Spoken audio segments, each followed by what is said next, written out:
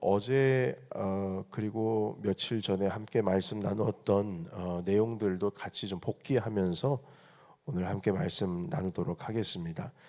솔로몬이 죽고 나서 르호보암이 왕이 됐는데 르호보암이 백성을 치리하는 데 있어서 아주 강력하고 고된 일들을 계속 시키기로 결정을 내렸습니다.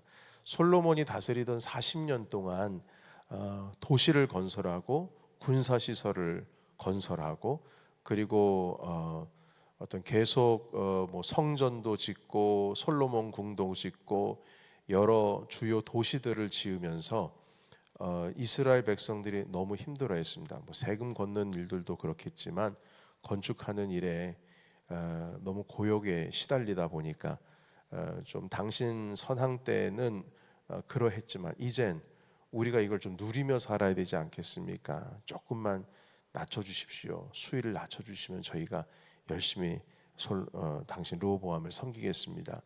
근데 이 말을 듣지를 않죠. 더 강하게 징치할 것이다 하니까 결국 12지파 중에서 10개의 지파가 르호보암을 배신하고 그의 신하 여로보암을 따라서 나라를 세우게 됩니다. 그리고 르호보암에게는 베냐민 지파 그리고 유다 지파 하나만 해서 남유다로 이제 갈라지게 되는 것이죠. 그런데 여로보암이 이제 왕이 됐습니다. 뭐 이 사람은 다윗의 자손이 아니에요. 북이스라엘의 10개 지파를 다스리는데 하나님께서 이 여로보암이 왕이 되는 가운데 있어서 이것을 하나님의 뜻으로 선지자를 통하여서 네가 이제 10개 지파를 담당하게 될 것이다. 이 말씀을 여로보암 앞에서 하셨거든요. 그때 말씀을 잠깐 복기하고 그리고 오늘 말씀으로 다시 돌아오겠습니다. 말씀 찾아보시면 우리 앞에 11장으로 가보시갈까요? 열왕기상 11장 그리고 38절입니다. 38절 우리 같이 읽겠습니다. 이게 여로보암에게 왕으로 널 세우겠다 하시는 선지자의 말씀 그대로 하시면서 38절을 주셨습니다. 같이 읽겠습니다. 시작. 내가 만일 내가 명령한 모든 일에 순종하고 내 길로 행하며 내 눈에 합당한 일을 하며 내 종 다윗이 행함같이 내 율례와 명령을 지키면 내가 너와 함께 있어 내가 다윗을 위하여 세운 것 같이 너를 위하여 견고한 집을 세우고 이스라엘을 내게 주리라. 아멘. 이스라엘을 내게 주리라. 이게 여로보암에게 하신 말씀이에요. 그러니까 한마디로 다윗처럼 그렇게 나를 섬겨야 된다 이랬습니다. 자, 그런데 안타까운 건 뭐냐면 여로보암이 국가를 이제 10개를 지파를 데리고 나라를 건설을 했는데 문제는 뭐냐면은 이스라엘에게 있어서 항상 절기가 되면 특별히 율법에 의하면 3개의 절기가 되면 뭐 유월절, 무교절이라고도 합니다. 그리고 오순절, 맥추절이라고도 하고요. 그리고 초실절 이것을 초실절이 아니죠. 수장절 이것을 초막절이라고도 합니다. 이 3개의 절기 때마다 이스라엘은 예루살렘에 가서 예배를 드려야 했어요. 그런데 예루살렘은 남유다에 위치하고 있는 도시였고 예루살렘은요. 그래서 성전이 거기에 있죠. 제단도 거기에 있고.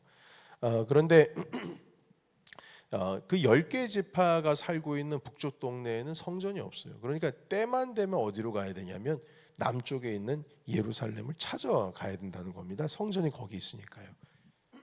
그러니까 여러분 북쪽에 있는 10개 지파의 사람들이 1년에 3번은 예루살렘에 내려가야 되는데 북이스라엘 다스리는 여로보암의 마음이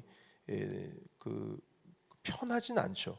왜냐하면 계속 예루살렘으로 내려가서 예배를 드리다 보면 국경이 정해져 있긴 합니다만 그걸 통과해서 내려가다 보면 이 사람들이 결국에는 예루살렘의 마음을 빼앗기고 그리고 지금은 너무 힘들어서 나라가 반으로 갈라졌지만 언제 어디서나 분명히 다시 예루살렘으로 향한 마음을 회복할 수 있겠다 싶어서 예루살렘으로 안 내려가도 된다. 그래서 베델과 단의 산당에 예루살렘 성전과 똑같은 것들을 이렇게 지어놓고 거기에 제단을 쌓았는데 그 제단이 바로 금송아지 제단을 쌓았습니다. 그 내용을 한번 보실까요, 여러분? 12장으로 가겠습니다. 12장 28절의 말씀, 28절과 29절입니다. 27절부터 읽어보겠습니다. 자, 같이 읽어볼까요? 12장 27절 시작. 만일 이 백성이 예루살렘에 있는 여호와의 성전에 제사를 드리고자 하여 올라가면 이 백성의 마음이 유다 왕 된 그들의 주 르호보암에게로 돌아가서 나를 죽이고 유다 왕 르호보암에게로 돌아가리라 하고, 이에 계획하고 두 금송아지를 만들고 무리에게 말하기를 너희가 다시는 예루살렘으로 올라갈 것이 없도다. 이스라엘아, 이는 너희를 애굽 땅에서 인도하여 올린 너희의 신들이라 하고, 하나는 베델에 두고 하나는 단에 둔지라. 30절 시작. 이 일이 죄가 되었으니 이는 백성들이 단까지 가서 그 하나에게 경배함이더라. 아멘. 그러니까 여러분, 지금 그 예배의 대상자가 바뀌어버린 겁니다. 그러니까 하나님을 섬기도록 하기 위해서 주님께서 선지자를 통하여 여로보암아, 내가 10개 지파를 너에게 줄 것인데, 솔로몬이 지금 딴짓거리를 해서 지금 갈라진 거다. 만일 내가 다윗처럼 나를 섬기면, 하나님의 법도와 말씀, 율례를 지키면, 그러면 네 왕위를 영원토록 할 것이다. 이렇게 말씀하신 거죠. 그런데 여로보암이 그거를 발로 내쳐버립니다. 왜요? 현실은 두려우니까요. 현실은 두려워요. 왜냐하면 백성들이 예루살렘으로 내려갈까 봐 두려운 거죠. 그래서 금송아지를 만들어서 이것이 바로 애굽 땅에서 너희를 인도해낸 신이다 했는데, 여러분 어제도 말씀 함께 나눴습니다만 애굽에서 이스라엘을 이끌어낸 분은 하나님이시잖아요. 그러니까 하나님을 금송아지로 만들어 버린 것인데, 이것은 모세 선지자께서 애굽에서 이집트에서 홍해 바다를 가르고 건너와서 시내산에 올라가서 40일 동안 금식하면서 하나님의 말씀을 돌판에 받을 때에 있었던 일이랑 똑같은 일이 벌어진 거예요. 그때도 금송아지 하나 만들고 애굽에서 너희를 인도하여 낸 신이다. 그러니까 여러분, 하나님께서는 원래 본래는 보이지 않으신 분이시거든요. 그런데 사람들의 마음에는 이 급박한 마음이 있고 두려운 마음이 있고, 여러분 이 두려운 마음도 왜 생기냐라고 했을 때 욕망에서 생기는 겁니다. 내가 누리고자 하는 욕망이 해소가 안 되면은 결국 그것이 불안함으로 다가오죠. 내 안에 이 불안한 마음이 들어오게 되는데, 그걸 해결하기 위해서는 어떤 방법을 취했냐면 보이지 아니하시는 하나님을 보이는 하나님으로 만들어 버린 겁니다. 뭔가 잡혀야 된다는 거죠. 그래서 여러분, 우리는 이거 똑같습니다. 내 마음에 불안하면 성경에서 말씀하고 계시는 하나님의 있는 그들의 모습에 우리가 순종하며 그분께 인내하고 기다리는 모습으로 나가는 것이 아니라, 내가 믿고 있었던 하나님을 내가 원하는 형태로 바꿔버립니다. 내가 잡아야 하니까 내 욕망을 이루는 하나님으로 바꿔버린다고요. 왜냐? 그래야 내 마음이 안정적이니까요. 그래서 금송아지가 아닐 뿐이지 내 안에 하나님은 이러신 분일 거야, 하나님은 저런 분일 거야, 이 하나님이 나를 도우실 거야. 내 모습을 보게 되면 이건 욕망으로 가득한 죄악 덩어리인데, 이 죄악 덩어리를 서포트하고 지지하시는 하나님으로 내 마음에 두신다 이 말입니다. 그러니까 내 삶의 주체를 나로 삼는 것이지 하나님으로 삼지를 않는 것이죠. 그래서 이 여로보암은요, 하나님께서 선지자를 통하여 내가 너에게 왕위를 줄 것이다 말씀하시고, 말씀을 지켜라, 율례를 지켜라, 다윗처럼 행하라 했는데도 불구하고 금송아지를 만들어 버리고, 그리고 오늘 말씀해 보시게 되면 그 금송아지에게 분향합니다. 한마디로 제사를 드리고 있습니다. 13장 1절 같이 읽겠습니다. 13장 1절 시작. 보라, 그때에 하나님의 사람이 여호와의 말씀으로 말미암아 유다에서부터 베델에 이르니 마침 여로보암이 제단 곁에 서서 분향하는지라. 아멘. 이 제단은 베델에 있는 제단이죠. 하나님의 사람이 2절에 보시게 되면 제단을 향하여 여호와의 말씀으로 외쳐 이르되 제단아 제단아, 여호와께서 이와 같이 말씀하시기를 다윗의 집에 요시아라 이름하는 아들을 낳으리니 그가 내 위에 분향하는 산당 제사장을 내 위에서 제물로 바칠 것이요 또 사람의 뼈를 내 위에서 살리라 하셨느니라. 그러니까 한마디로 저주를 내뿜은 겁니다. 그런데 이 제사장도요, 사실 레위 지파 제사장이 아니에요. 레위 지파 제사장이 아닙니다. 이 그 여로보암이 그냥 아무 사람이나 잡아가지고 그 제사장으로 삼아 버렸어요. 그냥 이런 이 저주성을 내뱉으니까 여러분 여로보암 왕이 얼마나 황당하겠어요. 손을 뻗어가지고요, 저자를 잡으라 했습니다. 저자를 잡으라. 그런데 그 얘기를 하는 순간 이 손이 굳어버렸어요. 손이 오그라들지를 않고 그냥 펴진 상태로 계속 있는 거예요. 손이 바보가 된 거죠. 계속 이 하나님의 사람이 예언을 합니다. 뭐라고 얘기를 하냐면 3절에 있는 말씀 같이 한번 읽어보겠습니다. 3절 시작. 그날에 그가 징조를 들어 이르되 이는 여호와의 말씀하신 징조라. 제단이 갈라지며 그 위에 있는 재가 쏟아지리라 하매. 그러니까 이분께서 선지자께서 하신 말씀이 지금 내가 이 한 말이 이루어질 것인데 미래에 이루어질 것이니까 지금 너희는 긴가민가 하겠지? 아니야. 내가 확실한 징조를 보여줄게. 여기 제단이 무너지면서 결국 그 위에는 재가 쏟아질 것이다 했거든요. 그러니까 요 제단이 갈라져 가지고 쏟아지게 되면 미래의 요시야라는 자가 이런 일을 행할 것이라고 하는 예언의 말씀이 이루어질 거라는 징조예요. 그런데 여러분 보시겠습니까? 어떻게 되어 있냐면 5절에 있는 말씀 보겠습니다. 5절 함께 읽겠습니다. 13장 5절 시작. 하나님의 사람이 여호와의 말씀으로 보인 징조대로 제단이 갈라지며 제가 제단 위에서 쏟아진지라. 아멘. 쏟아진지라. 징조가 일어났어요. 그러니까 여로보암 마음이 막 갑자기 두려운 마음이 몰려오겠죠. 손은 펴진 게 오그라들지를 않고 제단은 갈라져서 갑자기 무너지면서 제단에 있었던 재가 다 바깥으로 쏟아지는 징조가 보이면서 두려움에 떨게 되는 것입니다. 여러분 이때에 여로보암 왕이 마음을 가다듬었습니다. 가다듬고 한 말이 있습니다. 뭐라고 얘기했냐면 여러분 보시면 6절에 있는 말씀 보겠습니다. 자 시작. 왕이 하나님의 사람에게 말하여 이르되 청하건대 너는 나를 위하여 내 하나님 여호와께 은혜를 구하여 내 손이 다시 성하게 기도하라. 하나님의 사람이 여호와께 은혜를 구하니 왕의 손이 다시 성하도록 전과 같이 되니라. 아멘. 하나님께 은혜를 구해달라. 내 손을 낫게 해달라. 손이 나았어요 그 자리에서. 그러면 여러분 이 모든 주체는 누가 하시는 겁니까? 하나님이 하시는 거잖아요. 하나님께서 하시는 것이었고 하나님의 예언이 이루어지는 것이었고 지금 여로보암에게 이 10개 지파를 주게 된 예언도 하나님의 사람을 통해서 이루어진 것이거든요.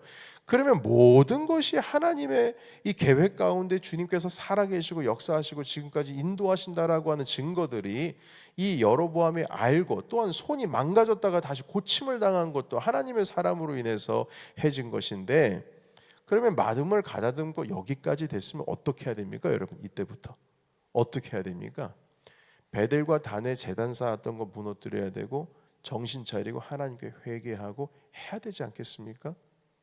그런데 여기 뭐라고 되어 있냐면 이분이 하신 말씀이 있어요. 7절인데 여로보암이 이런 얘기를 했습니다. 7절에 있는 말씀 같이 읽겠습니다. 자, 시작. 왕이 하나님의 사람에게 이르되 나와 함께 집에 가서 쉬라. 내가 네게 예물을 주리라. 아멘. 여러분 이 뜻이 뭔 뜻이냐면 자신의 죄의 문제를 회개함으로 해결하려고 하는 것이 아니라 돈으로 해결하려고 그러는 거예요. 그러니까 좀 멍청한 왕입니다. 그 하나님의 사람을 우리 궁전에 가서 일단 좀 쉬시죠. 제가 예물을 좀 준비를 했습니다. 손이 고쳐지고 나서 하나님 제가 잘못했습니다. 용서해 주십시오. 이게 아니고요. 일단 집에 좀 가시죠. 제가 좋은 대접을 좀 드리겠습니다. 이거로 바뀌었다는 거예요. 여러분 이게 이해가 되십니까?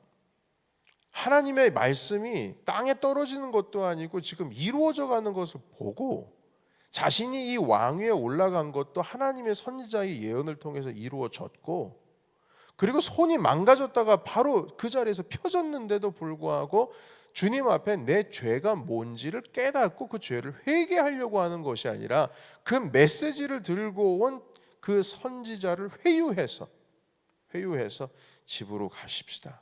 우리 궁전에 맛있는 거 준비 다 해놨습니다. 예물을 드리겠습니다.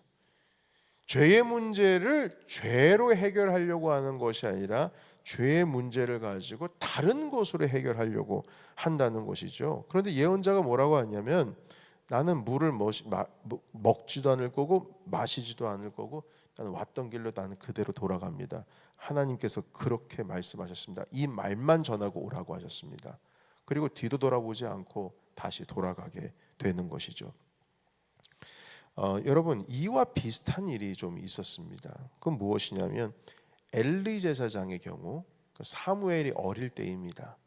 엘리 제사장의 두 아들이 하나님 앞에 죄를 짓는데 이들이 제사장인데 성막에서 수종드는 여인을 겁탈을 하고 하나님께 드려진 그 제물을 드리기도 전에 자기가 아예 좋은 부위들을 잘라가지고 취하기도 하고, 그러니까 이걸 보면서 엘리 제사장이 여러분 이 정도의 어떤 죄악이면, 제사장이 짓는 죄악이면 혼을 내고 회개시키고 아니면 제사장의 직을 박탈해 버려야 됩니다. 그런데 엘리 제사장이 그걸 하지 않고 그 아들을 타이르는데 뭐라고 타이르냐면 죄를 지적하는 것 같아요. 그러나 사실 지적하는 게 아닙니다. 뭐라고 말하냐면 아들들아, 어떻게 이런 일을 할 수 있느냐? 이스라엘 백성들이 다 지켜보고 있다. 내가 창피해가지고 고개를 못 들겠다. 아니 사람들이 다 지켜보는데 네가 제사장이나 돼가지고 지금 이렇게 하면 되겠느냐? 한마디로 이게 뭐냐면은 사람들 보기에 민망하니까 하지 말라는 거지 하나님 보기에 네가 죄를 졌다라고 하는 걸 지적을 안 하십니다. 주님께서 보시기에 이건 죄지 사람들 보기에 민망하니까 이런 일에서 하지 말라라고 하는 것이 그냥 죄를 지적하는 것이 아니라 사람들 보기에 민망하니까 하지 말라는 거예요. 한마디로 자기 체면 지금 살펴보고 있는 겁니다. 그 죄의 문제가 일어났을 때 그 죄를 보고 회개의 기회를 주고 회개를 통하여서 하나님께 돌아올 생각을 하지 않고 여로보암이 지금 선지자를 회유하면서 우리 궁전으로 갑시다. 예물을 준비했습니다. 이렇게 다른 방법으로 이 일을 해결하려고 하는 거예요. 여러분 비슷한 일이 또 있습니다. 사울 왕도 마찬가지였어요. 사울 왕이 하나님의 말씀을 어기고 사무엘 선지자께서 전쟁 이 블레셋과의 전쟁에 나가기 전에 나를 기다리라. 나를 기다려서 함께 제사를 드리고 나가자 했는데 사무엘을 기다리지 않고 불안한 마음에 똑같잖아요. 여로보암도 불안하잖아요. 불안한 마음에 먼저 사무엘이 도착하기도 전에 그냥 자기 손으로 제사를 드려버려요. 그러니까 사무엘 선지자께서 화가 나가지고 당신이 어떻게 이럴 수가 있냐고, 어떻게 하나님을 무시하시냐고 하시면서 하나님께서 이 마음이 떠나셨습니다. 두 번째 죄를 짓지요. 전쟁 가운데서 노획물, 이 전리품을 가지고 왔는데 주님께서 분명히 모두 다 멸절시키라 했음에도 불구하고 그 중에 일부 가장 좋은 것만, 양떼들, 염소떼들, 동물들, 소들 중에 좋은 것만 가린 거예요. 그래서 막 음메 소리가 나니까 사무엘 선지자가 아니 왕이시죠, 무슨 일을 한 겁니까? 이 소리가 어디서 난 소리입니까? 제가요 하나님께 예배를 드리기 위해서 준비한 겁니다. 예배를 드리기 위해서 준비한 겁니다. 그래서 사무엘 선지자가 화가 나서 제사보다 순종이 나은 거를 왜 모릅니까? 하나님께서는 순종이 제사보다 나은 거를 당신 모르십니까? 하시면서 이미 너의 왕위는 끝났다. 두 번째 또 사울 왕에게 이야기를 하는 것이죠. 선포하는 것이죠. 여러분 그랬을 때 사울 왕이 어떻게 한 줄 아십니까? 사무엘의 옷자락을 잡으면서 선지자님 지금 이대로 가시면 어떻게 합니까? 제 체면 좀 봐주십시오. 백성들이 다 지켜보고 있는데 지금 떠나시면 제가 뭐가 됩니까? 그러니까 주님 앞에서 그 메시지를 들었을 때, 사무엘의 메시지를 들었을 때 회개하고 주님 앞에 다시금 마음을 고쳐먹고 돌아오려고 하는 의지가 아니라 지금 이 현장의 이 분위기, 그 분위기 가운데 이 민망한 분위기를 해결하기 위해서 사무엘 선지자가 다른 방법으로 취해서 옷자락을 붙들며 제발 좀 나와 함께 해주십시오. 어떻게든지 내 옆에 이 상황을 모면하기 위한 방법만을 찾고 있다는 것이죠. 여러분 죄의 문제는 이 죄의 문제로 해결을 해야지. 죄의 문제가 해결되는 것으로 일을 해결해야지. 임시 방편으로 자꾸 다른 방법으로 덮으려고 하고 뭔가를 다른 방법을 취하려고 하고, 그래서 내 죄를 내 죄로 보지를 않는다는 것입니다. 여러분, 여로보암은 자기의 문제를 예언자와 함께 한자리에서 먹고 마시며 친분을 쌓아놓고 지금 했던 그 예언을 최소하게 하기 위해서 예물을 준비하고 그런 자기만의 해결책을 두고 있습니다. 그러나 하나님과의 관계는 그런 식으로 회복이 되지 않습니다.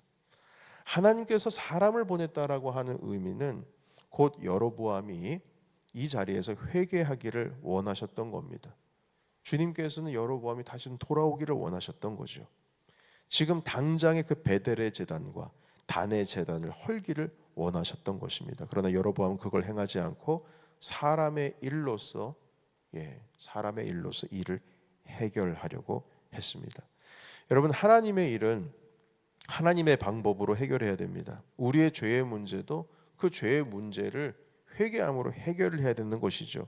하나님께 올려드린 마음이 있으면 그것 또한 하나님의 방법으로 해야 됩니다. 사람의 일과 사람의 방법으로 하는 것은 결국에는 스스로가 무너지는 것을 선택하는 겁니다. 여러분, 우리가 이 시간 하나님 아버지 앞에 기도하기 위해서 이 자리 가운데 나와 있는데요, 내 삶 가운데의 해결 방법은 주님께 있음에도 불구하고 다른 곳에서 찾고 있지 않나 한번 확인해 보시기 바랍니다. 확인해 보세요. 여호와께 속한 일은, 하나님께 속한 일은 하나님의 방법으로 풀어야 돼요. 내 죄의 문제로 만약에 일어난 일이라면 그 죄의 문제를 주님 앞에서 해결을 해야 하고, 이것이 내 교만의 문제로서 일어난 일이라면 내 교만을 다스려야 되는 것이고, 이것이 내가 하나님과의 관계 속에서 내 욕망을 이루기 위해서 벌인 일로 인하여서 이루어진 결과라면 그 욕망을 하나님 아버지 앞에서 죽임으로 말미암아 다시금 이 일을 회복하는 걸 기다려야 됩니다. 여러분, 이 문제가 여기서 막혔다고 해서 이것으로 막고 저것으로 막은다 한들 결국엔 다시 터지게 돼 있습니다. 그 원인이 해결되지 않으면요. 그래서 오늘 이 말씀을 붙드시면서 하나님, 내 안에 있어서의 죄의 문제를 분명히 보기를 원하고, 그리고 내 안에 있어서의 교만의 문제와 욕망의 문제로 일어난 것이 있다면 주님 그것을 보기를 원하고, 하나님 아버지 앞에 다른 방법으로 막는 것이 아니라 내 죄의 문제를 십자가 앞에 내려놓고 주님을 기다립니다. 하나님, 그게 내 눈에 보이게 하시고 주님 겸손함으로 하나님께 엎드리게 하시옵소서. 이렇게 주님 앞에 나가야 될 것입니다. 오늘 이 아침에 하나님, 우리 넘치는 교회, 여러분 살다 보면은요, 우리가 넘어질 때도 있고 실수할 때도 있어요.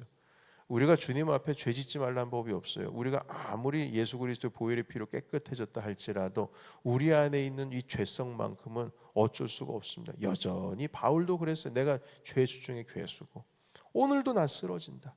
오늘도 두 마음이 왔다 갔다 한다 해요. 오늘도 우리가 주님 앞에서 죄를 지을 수밖에 없어요. 그러나 하나님 아버지 앞에 한 가지만 분명하면 됩니다. 다윗은 자기가 죄졌다라고 하는 것을 나단 선지자로부터 지적을 받을 때에 그 자리에서 엎드려 버렸습니다.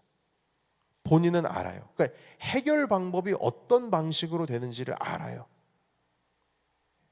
바세바와의 죄를 덮으려고 했죠.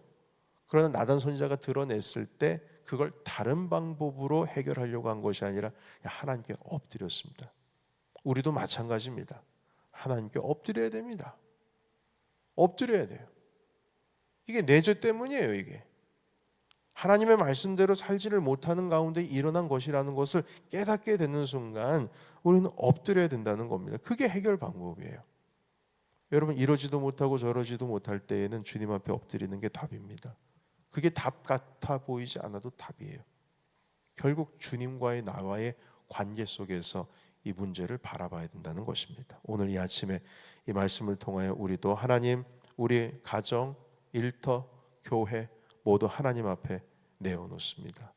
주님, 주님의 말씀과 법도를 지키는 자에게 선한 것을 베풀어 주시는 주님, 우리가 주님 앞에 하나님과의 관계 속에서 주의 말씀을 내 가슴에 새깁니다. 겸손함으로 주의 말씀을 따르는 하나님의 나라 가운데 살아가는 우리가 되게 하옵소서. 이렇게 이 아침을 이 기도와 함께 시작하기를 원합니다. 다 같이 음악에 맞춰서 기도하겠습니다.